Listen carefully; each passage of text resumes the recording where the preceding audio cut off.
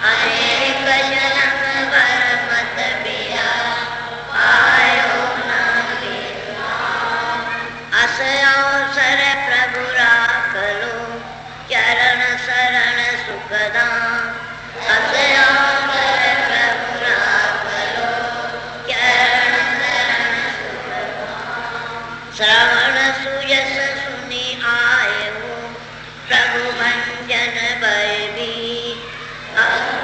सुयस सुनि आए हो प्रभु भंजन भय भी। घूरत हूँ मझधार में कर गए मैं खोती। घूरत हूँ मझधार में कर गई मैं खोती। भक्तिहीन सेवा रहित प्रेम बिना मोए जान। भक्तिहीन सेवा रहित प्रेम बिना मोए जान। शरण पड़े की लाज प्रभु राखो कृपा निदान। शरण पड़े की लाज प्रभु राखो कृपा निदान। जगतारण संकट हरण सतगुरु पूरन काम। जगतारण संकट हरण सतगुरु पूरन काम। अपने जन को दीजिए चरण कमल में ठाम। अपने जन को दीजिए चरण कमल में ठाम। तुम समान दाता नहीं मैं अति दीन कंगाल। तुम समान दाता नहीं मैं अति दीन कंगाल। जन्म मरण भव बंध के काटो सकल जंजाल। जन्म मरण भव बंध के काटो सकल जंजाल। प्रथम हर एक जब शुरुआत होती है उसके पहले विनती प्रार्थना विनय किया जाता है। तो इस ग्रंथ को रचने के पहले बनाने के पहले अपने इष्ट से विनती किए हैं। श्री गुरुपद नख वंदना करुणा सिंधु। गुरु के चरण कमलों के और नखों की वंदना करते हुए आप ऐसे हैं करुणा के सिंधु हैं और करुणा के सिंधु दयाल करुणा के सागर हैं और दयालु है। निज जन जान के राख लो सेवक आयो द्वार। अपना जन अपना भक्त अपना सेवक जान करके मुझे अपने चरणों में रख लो। आपका सेवक आपके दरवाजे पर पुकार रहा खटखटा रहा। मैं प्रसिद्ध पात की तुम पाप हरण करता। मैं तो प्रसिद्ध पात की हूँ। मेरे पापों की प्रसिद्धि सारे संसार में चाहिए। कोई इसे अनभिज्ञ नहीं। सब जानते हैं कि मैं जैसा हूँ। तुम पाप हरण करता है परंतु सारे सृष्टि के रचयिता आप मेरे पापों को दूर करने वाले फकत एक ही आप हैं। मौसम और अनाथ नहीं।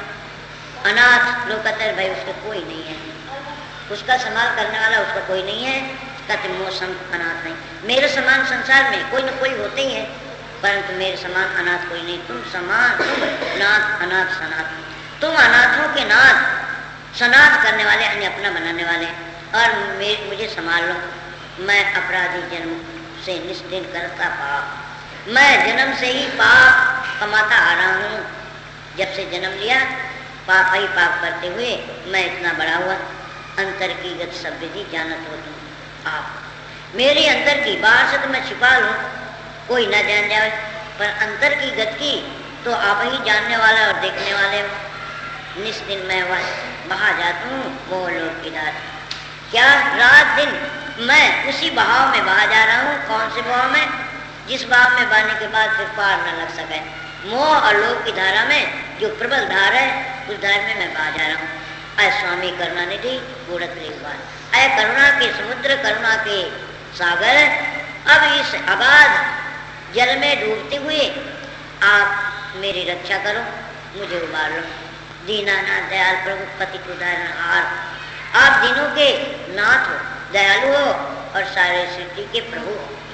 पति उदाहरणहार आपका नाम है पतितों को तारने वाला, पतितों को अपनाने वाला। इसलिए मुझे अपना लो, तार दो। अपने जन की आप ही बिगड़ी ले सुधार। अपने जन की, अपने भक्त की बिगड़ी हुई तो कौन सुधारेगा? आप ही सुधार सकते, क्योंकि आपका जन आपका भक्त है, आपकी शरणागति है। अनेक जन्म भर मत फिरा पाया ना विश्राम। अनेक जन्मों में, क्या पशु में, क्या पक्षी में, क्या जलचर और नवजल में, किसी योनि में गया, कभी भी कहीं भी शांति न मिली। दुख दुख के सागर में बहता गया और अशांति मिली। पाया कहीं विश्राम, शांति का स्थान मुझे न मिला। अस अवसर पर रख लो चरण शरण सुखधाम। अस अन्य अभी का अवसर, जिस जीवन में अपने बैठे हुए 10 इंद्रियां हमारी संपन्न है, खाते पीते जगत के काम कर रहे हैं, बस ऐसा सुंदर सुलभ अवसर में मुझे अपना बना लो। अस अवसर पर रख लो चरण शरण सुखधाम। जो चरण शरण सुख को देने वाला है, बस ऐसे सुंदर इस मनुष्य शरीर में आपने भेजा, अब मुझे संभाल लो, जो सुख का देने वाला है।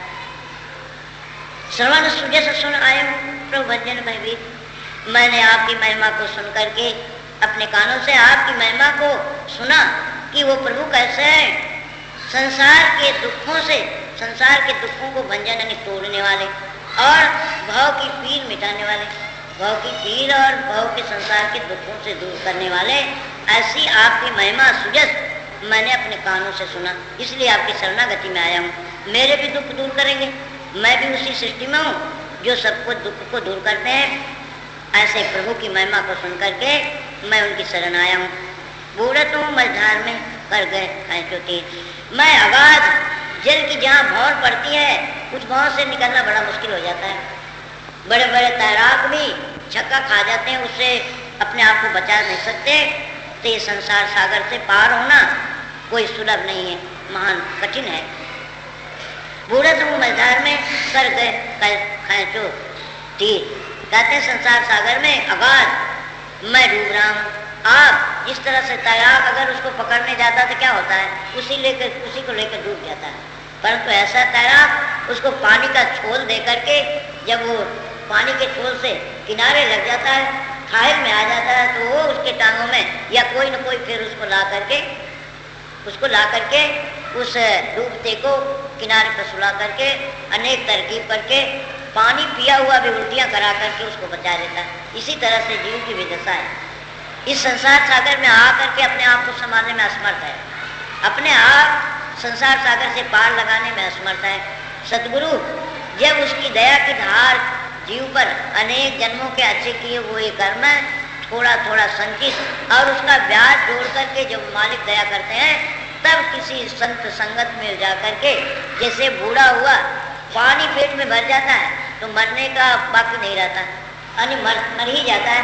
इसी तरह से जीव जो इसमें अस्त प्रस्त हो गया और खूब रोम रोम में संसार बच गया, फिर उसे छूटना बड़ा मुश्किल।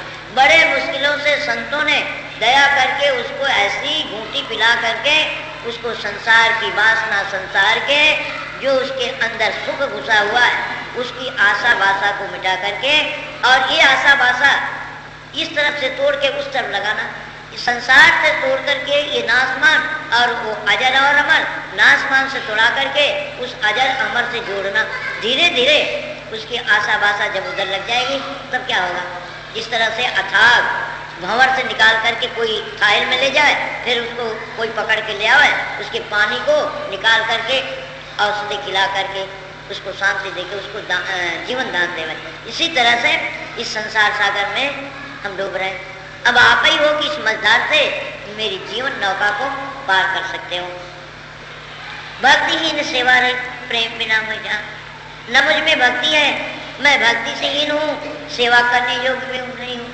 धन से और मन से, कोई धन ही से नहीं, धन से। और जिसके पास धन है वो धन से कर सकता है, जिसके पास बुद्धि है, विवेक है और शारीरिक शक्ति है, अकल बुद्धि विशेष, उससे सेवा कर सकता है। सेवा की अनेक विधियां हैं, उन सबसे सेवा का भाग्य ले सकता है।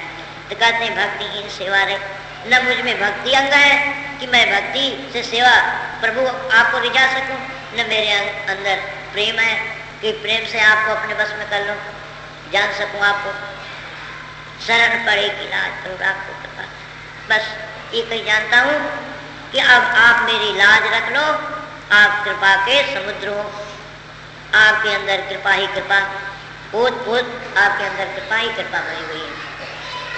जग तारण संकट हरण सतगुरु पूर्ण का, आप संसार के संकटों से रहित करके संसारी जीवों के तारने वाले हो, सतगुरु पूर्ण। सब कामना को, संसार के लोग जिस इच्छा को, जिस वस्तु को हम कामना करके जिसके पास जाते हैं, कोई नौकरी चाकरी दिलाने वाला हो उसके पास हम जाएं तो आपको नौकरी चाकरी दिला सकता है। कोई खेती में बीज बोना है उसके लिए बीज की मांग नहीं करे तो वो बीज देता है। हमको भूख लगी है, अगर किसी माँ हमको भूख लगी है रोटी दे, तो कोई माँ बड़ी दयालु आकर रोटी दे देती। कोई विद्यादान, जहाँ विद्या हमको मिलती है, छोटा नन्हा बालक माता पिता उनके हवाले कर देता है विद्यादान के लिए, तो वो विद्या वहाँ मिलती। पर भक्ति दान न तो जीव चाहता है, और भक्ति दाता, भक्ति का दान देने वाला कौन? सतगुरु, संत सतगुरु। संत ही है तो उनके पास भक्ति का भंडार है, और चाहे तो उसमें से इतना भी किसी जीव को दे देवे और दे करके उसको निहाल कर दे। दुनिया में सब दान मिलता है, पर भक्ति दान जीवन कल्याण का रास्ता, हमारी सोई हुई आत्मा को जागृत करने का दान, ये सतगुरु के हाथ में है, उनके हाथ में है। और जब हमारे अच्छे कर्म उदय होते हैं तब हमको ऐसी अंदर में सूझबूझ ऐसी हमको सूझती है कि कोई है और उससे मांगे और वो देगा और हम पाएंगे, तब उसको सूझती है। इसलिए कहते हैं जगतारण संकटहरण सतगुरु पूर्ण काम। आप पूर्ण सब कामों को पूर्ण कर सकते हो जगत में, तो कोई काम जिसके पास जो है उसका वो दे सकता है, उससे मांगे तो दे सकता है, परंतु आपके अंदर सब कुछ है, सब कामों को आप पूर्ण कर सकते हैं। अपने जन को दीजिए चरण कमल में ठाम। जो जन है उनको क्या चाहिए? आपका चरण कमल चाहिए, बस उनको चरण कमल के ठाव में, चरण कमल की जगह में, चरण कमल के अंदर ही लपटा लो, चरण कमल की प्रीति और प्रतीति और विश्वास दे दो। तुम समान दाता नहीं, मैं अति दीन कंगाल। जो कंगाल होता है वो भीख मांगता है, देखते हैं सड़कों पर या घरों घरों में, जिसको रोटी की चाह, कपड़े की चाह, पैसे की चाह, अन्न की चाह, जिस वस्तु की चाह होती है वो बेचारा मांगता फिरता है, भाई मेरे को अन्न दे दो, सूखा दे दो, रोटी दे दो, कपड़े आदि दे दो, ठंडी से मरता हूँ। जिस जिस वस्तु की चाह वो मांगता है। भक्ति की चाह, अपने जीवन के कल्याण की चाह, मैं जिसका हूँ उससे मिलाप हो जाए, वो मुझे अपना बना ले। बहुत दिनों से हमसे उससे कोई रीति रिवाज रिश्ता नहीं है, उससे मिलने की कोई रीति रिवाज है, उससे हमसे कोई रिश्ता ही नहीं है, परंतु वो सोया हुआ है, हम जानकारी नहीं है, हम जानकारी नहीं उसकी रखते हैं, इसलिए कहते हैं समान दाता नहीं, मैं अति दीन कंगाल। वो जैसे दुनिया के लोग अमुक वस्तु मांगते हैं, वो संतों से और सदगुरु से, उस परम पिता से क्या मांगता है? मैं भक्ति से दीन हूँ, कंगाल हूँ, मेरे पास बिल्कुल नहीं है। मैं आपको दुनिया की वस्तुओं को लेना, खाना पीना, मन लगाना, उसको अपना करके अभी नहीं, अनेक जन्मों के लिए उसको याद करके साथ में ले जाता हूँ और आता हूँ वही को लेकर। पर आपकी भक्ति का न मुझ में कोई अंश है, न उसको जानकारी है, कैसे मांगूं, कैसे लेऊं, कहाँ रखूं, इसकी जानकारी मुझ में नहीं है। तो इसलिए कहते हैं अति दीन और कंगाल जान करके अपने चरण कमल की अटूट भक्ति, निरापद भक्ति अपने चरण का दीजिए। जन्म मरण भव बंध के काटो सकल जंजाल। जन्म और मरण के संसार के अंदर जन्म लिया, और जन्म लेते कितना दुख, गर्भ के अंदर कितना दुख, मृत्यु के समय में कितना दुख, अपार दुख है। उन दुखों के भय और जो दुख है उनसे मुझे रहित कर दो, काट दो, सब जंजाल जो है दुख है इनसे मुझे रहित कर दो, ऐसा फरमाना।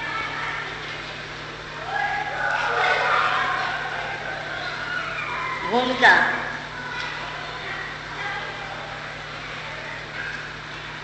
उठ उठ और नींद से होशियार हो सोने वाले, उठ उठ और नींद से होशियार हो सोने वाले, वरना पछताते हैं फिर वक्त के होने वाले, वरना पछताते हैं फिर वक्त पे सोने वाले। जिस तरह से सराय में हम कहीं जाते हैं, सराय में उतरे गाड़ी से या और कहीं से आकर के सराय में सो जाते हैं, जब सवेरा हुआ तो कहते उठो भाई उठो, अपना बिस्तर बुढ़िया बांधो और बस रास्ता पकड़ो। वहाँ कोई सोने नहीं देता, और वो मुसाफिर जो वो भी होशियार होकर के अगर पहले से उठ करके खड़ा होगा तो उसको कोई कड़वी शब्द नहीं बोलेगा, क्योंकि सावचेत है। अब सवेरा हो गया, बुरिया बस्तर बांधो और अपना रास्ता ले। तो यहाँ पर संसार के हम सबों को महान पुरुष कहते हैं, अरे भाई गफलत की नींद त्यागो और होशियार हो जाओ। जो लंबी सफर है उसके लिए ख्याल करो, उसके लिए सचेत हो जाओ, वरना पछताते हैं फिर वक्त पे, वक्त की खोने वाले। कहते नहीं तो फिर पछताना पड़ेगा जब वक्त चला जाएगा। वक्त जब चला जाएगा तब फिर पछताना होगा। इसलिए वक्त के पहले जागृति ला लेना बहुत अच्छा होगा। एक कोई साहूकार का थोड़ा सा छोटा सा नन्हा सा वर्णन है। एक कोई सेठिया था, बड़ा पैसा वाला सा धनवान था। दिन रात किसी महापुरुषों का कुछ संगी भी था, परंतु माया का चक्कर बहुत जबरदस्त होता है। जितने काने में छोटा सा नाना सा है और काने में एक दो लफ्ज में आ जाता है, उतने ही वो बहुत अपार विस्तार उसका है। तो संसार से पार होना या अपनी आत्मा को उससे जो अभी लीन है उससे धीरे धीरे निकाल लेना और नाम में लगा देना, नाम को अपने आप को सुकृत कर देना बहुत कठिन बात है। पर करने वाले ऐसा कठिन जान करके अगर हम त्यागत कर दें तो कौन करेगा? हमें सबको करना पड़ेगा, भले चाहे खूब मार खा करके करें तो भी करना पड़ेगा, और चाहे सुख से खाते पीते और सावचेत होकर करें। इसलिए समझदारी तो वही है कि खूब आनंद में रहते हुए अगर हम ऐसा बना लें तो पछताना ना पड़े। इसी तरह से कोई शेर थे, उन्होंने सोचा कि 2-4 लाख रुपया हो जाए, खूब अच्छा धंधा आदि चलता था, परंतु बाल बच्चों से दे करके सारे काम को निबेड़ करके यानी अपना अपना काम 2-4 बच्चे, भाई इतना लाख 2 लाख तुम ले लो, 4 लाख तुम ले लो, सबको लेने के बाद 2-4 लाख अपने लिए रखने में और रख करके फिर निश्चिंत होकर के बस प्रभु का स्मरण चिंतन करें, जिससे रोटी भी दूसरे से न मांगना पड़े और बैठ करके भजन करें। ऐसी उस सेठ के मन में थी। अचानक में रात को आ गया काल का समय। काल का समय जब आया तब वो पछताने लगे। उनकी सूरत यानी आत्मा ऐसे महान पुरुषों का कि अंगूठे से खींचते खींचते नाभि में से हृदय में से कंठ में आता, गुड़गुड़ी बन जाती है, बोल बंद हो जाती है। जब कंठ से ऊपर की तरफ, क्योंकि ऊपर से आत्मा आती है, जन्म का टाइम, मृत्यु का टाइम और भजन करके अपने ले जाने का टाइम वही है। आत्मा उतर करके शरीर में बाला यानी माता के गर्भ में ऊपर से उतर के आती है और मृत्यु के टाइम में भी ऊपर ही को जाती है, और भजन भक्ति करके उस प्रभु से मिलना है तो ऊपर ही जाएगी, ऊपर ही जाएगी। तो जहाँ पर लेखा जोखा हमारा अनेक जन्मों का और इस जीवन का जो भी किए हुए हैं, जहाँ पर लेखा जोखा हिसाब किताब देना पड़ता है, जब वहाँ पर मृत्यु का टाइम आई, क्योंकि वो सोचा था कि 2-3 लाख रुपया हो जाए जब मैं बैठ करके खूब निश्चिंत होकर के भक्ति करूँगा, न किसी से रोटी मांगना पड़े और न किसी से याचना करनी पड़े। अब बीच में ही मृत्यु आ गई, तब वो बड़ा घबराया, कहा कह रहे अब क्या करें, थोड़ा दिन अगर मुझे मुलतवी रखा जाए तो बड़ा अच्छा होगा। क्या भाई समय आ गई, बस जल्दी करो, अब तुमको 1 मिनट भी यहाँ कौन रहने देगा। तो उन्होंने कहा कि अच्छा मुझे 2-4 मिनट तो फुर्सत दे जाए कि मैं एक लेख लिख दूँ, एक लेख लिख दूँ कि मैं जिस अचेतता में रहा, जिस गफलत में रहा, आज नहीं कल करूँगा, 2-3 लाख रुपया हो जाए जब मैं निश्चिंत होकर कोई का लेन न देन, न कोई का रिश्ता, न कोई का मोह न मोहब्बत, और भजन करूँगा। ये तो बीच में आफत आ गई, अब क्या करें। इसलिए लोगों को मैं सावचेती करने के लिए एक लेख लिख दूँ कि भाई जैसे मैं सोचता रहा और आज मैं इस करुणा स्थिति पर पहुँच गया हूँ, ऐसा कोई कभी मत सोचना। पहले से सावचेत होकर चाहे जिस स्थिति में जैसे रोग शोक आफत और व्याधि में हो, पर उसको मत बोलो मैं एक लेख लिख दूँ, पीछे भले मुझे ले जाओ। परंतु काल कहाँ सुनता है। तो उनका एक लेख है, कहते जियो पल पल न टालो कल पल। अरे भाई वो लिख देते हैं कि भाई मैं दूसरों को और तो लिख नहीं सकता, पर इतना जरूर लिख देता हूँ, जियो पल पल न टालो कल पल। तुम पल पल जी करके भले 10, 20, 50 वर्ष क्यों न जियो, पर आज की वस्तु कल के ऊपर मत डालो, कल के ऊपर मत डालो कि आज नहीं, आज तो हम काम है करने में, कल करेंगे, परसों करेंगे, 2 घंटा के बाद में करेंगे। तो कहते जियो पल पल, न टालो कल पर। अच्छे काम के लिए कल के ऊपर मत छोड़ो, उसको बने तभी कर लो। न जाने मन जो है बड़ा दगाबाज है और अपनी ऐसी पैतरेबाजी खेलता है, हमको फिर उस वस्तु से गुमराह कर देवे। यानी वो यादें को, अच्छे कर्म को, अच्छे बात जो हमारे अंदर आई है, पूर्ण हुई है, उसको भुला दे। अच्छे कार्य से हमको विपरीत स्थिति में ले जाकर डाल दे। तो इसलिए वो कहते हैं कि जियो पल पल, न टालो कल पर। भाई जो कल करना है आज ही कर डालो, कल के लिए मत। कल करना तो कल करना, पर आज का तो अभी कर लो, इसी समय में कर लो। ऐसा मान पुरुष कर रहे हैं कि यहाँ पर वही कहते हैं कि उठो और सचेत हो जाओ। तुमको इस मुसाफिर खाना में कोई रहने देने वाला नहीं है। जो तो सावचेत होकर के बस अपना बोरिया बस्ता बांध लिया और चौकीदार आने के पहले खड़ा हो गया, उसको चौकीदार डांट करके फटकार के नहीं कहता, क्योंकि अपने आप सचेत हुआ। इसी तरह से अच्छे कर्म करता हुआ, प्रभु को याद करता हुआ, जो अपना जीवन और अपने परिवार दोनों का काम करता है। मान पुरुष नहीं कहते कि साधु बन जाओ, घर गृहस्थी छोड़ दो और बस फकीर बन करके रोटी मांग कर खाओ, ऐसा नहीं कहते। दोनों काम करो, परंतु रीति उसकी समझ लेकर के, जो महान पुरुषों का बतलाया हुआ कार्य है, रीति रिवाज है, उसके मुताबिक करो। दोनों काम बना सकते हो, पर लोग भी साथ सकते हो, संसार में भी आनंद, दोनों आनंद ले सकते हो, परमानंद और संसार का दोनों आनंद ले सकते हो। पर शर्त ये कि महान पुरुषों की शरणागति से, उनकी समाज, उनके संग से ही ये हमको तरकीबें और ये हमको जानकारी, और सुन करके अगर भूल गए तो भी हमको काम नहीं देता। एक दफे पानी पिए तो क्या सदा के लिए पानी की प्यास मिट जाती? हमको पानी पीने की बार बार जरूरत पड़ती है। हमको उस बातों को सुन करके, श्रवण करके मनन करने की जरूरत है। मनन करके निधिध्यासन यानी उस कर्तव्य को करने की जरूरत है। इसलिए सुने, भूल जाते हैं। क्यों? कि भूल भुलैया का ये देश है, भूल भुलैया में हम पड़े हुए हैं, हमारा मन बैरी हमको बारंबार बुलाता है। इसलिए महान पुरुषों ने मांगा क्या है? प्रभु से क्या बात मांगा है? यही मांगा है, प्रभु मुझे अगर मनुष्य शरीर देना तो बारंबार बस मुझे साथ संगत देना। ऐसे महान पुरुषों का संग देना जिससे मैं भूल जाऊं तो मुझे भूल भुलैया को याद दिलाने वाला कोई मिलता रहे, टोकता रहे। कोई ऐसा व्यक्ति होता है काम करते करते उसको याद नहीं रहती, उसके माता पिता, उसके कुटुंबीजन, अरे भाई फलाना काम पड़ा हुआ क्यों नहीं किया तूने? तब उसको याद, हाँ भाई फलाना काम करना तो था, भूल गए। भले तुम याद करा दे, उसकी याद कराने से वो अपने काम पर सजग होकर के खड़ा हो जाता है, काम कर लेता है। इसी तरह से ये भूल भुलैया का मुल्क है, मृत्युलोक है, इसमें जीव भूलता ही रहता है। इसलिए सत्संग हमको सावचेती दिलाती है।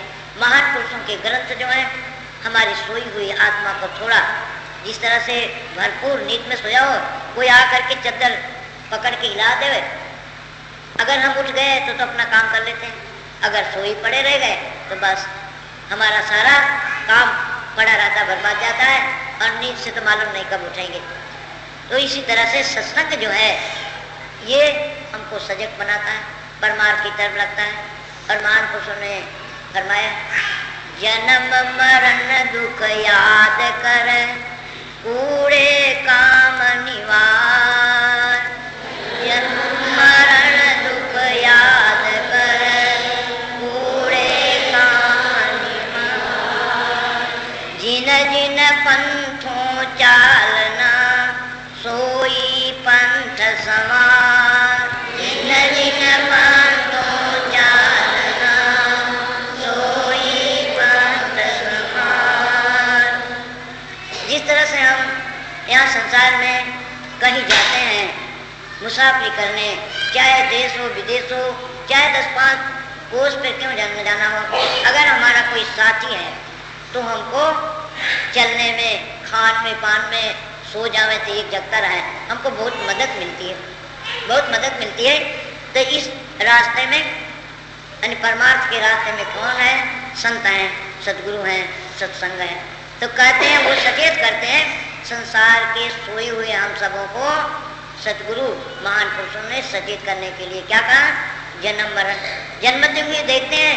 अरे मान लो मनुष्य को नहीं देखते होंगे, कानों से सुनते होंगे, अमुक माताओं को बच्चा 2, 3, 4 दिन पर, क्या वो माताओं को नहीं, आने वाले बालक को भी कितना कष्ट, कितनी सांकड़ी जगह से प्रसार होना, और कितना उनको एक गले में अगर कोई रस्सी बांध देवे, एक उधर खींचे और एक इधर खींचे, तो वो कदाच मरता तो ना हो, परंतु उसकी क्या दशा होती होगी वो भोगता ही जानता होगा, देखने वाला नहीं पर भोगता जानता होगा। यही दशा जन्म और मृत्यु के टाइम होती है। इसलिए महान पुरुष कहते हैं कि उस घाटी से, उस रास्ते से मृत्यु का टाइम और जन्म के टाइम हम सबको प्रसार करना पड़ेगा, आना पड़ेगा और जाना पड़ेगा। इसलिए कहते हैं, अय भाइयों, अय जीवो, चाहे स्त्री हो चाहे पुरुष हो, कोई भी हो, सचेतता के साथ में सुनो तो सही कि उस कठिन रास्ते पर हमको आना पड़ेगा। उससे समझ जाओ, जन्म मरण दुख याद कर। जन्मने का और मरण की टाइम पर भी अपने देखते ही 2-2, 4-4 दिन, 5-5 दिन। यहाँ स्वामी जी जब थे, स्वामी जी के समय में माधव भाई ने उनके कुटुंब जिसको मैंने चना कही थी ना, उसके धन बहुत था, परंतु वो खा नहीं सकती थी और कहती थी कि मेरे चना खाना है। तो चना के लिए भी कि स्वामी जी कहते भाई ले जाके चना दो ना, चना दिलाते थे। उसकी 1 महीना ठीक रहती और दूसरे महीने में बीमार पड़ जाती तो उसको धरती से नीचे ले लेते, धरती पर ले लेते, मतलब खाट पर से नीचे ले लेते, और खाट पर से जब नीचे लेते तो बेभान हो जाती, घंटों तक के बस मृत्यु हो गई इसकी।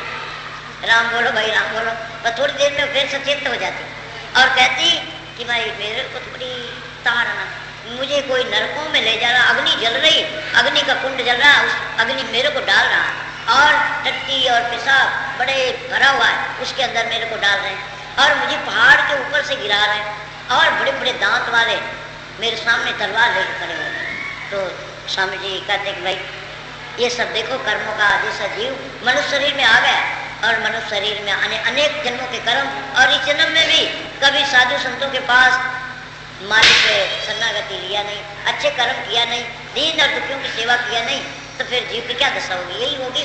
तो ऐसे वो अपने मुख से कहती थी।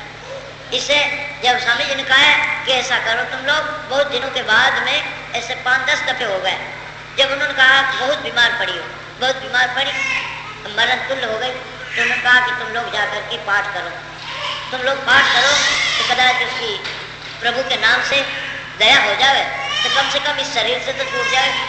तो ये 3-4 जन बाया और मादा और आसी, ये तीनों जाकर के, इनके कुटुंबी थे, उनका बताया मतलब उनके कुटुंबी थे, जा करके उन्होंने पाठ किया और सतगुरु नाम का स्मरण किया, आधा घंटा, फिर उनका मृत्यु हुई।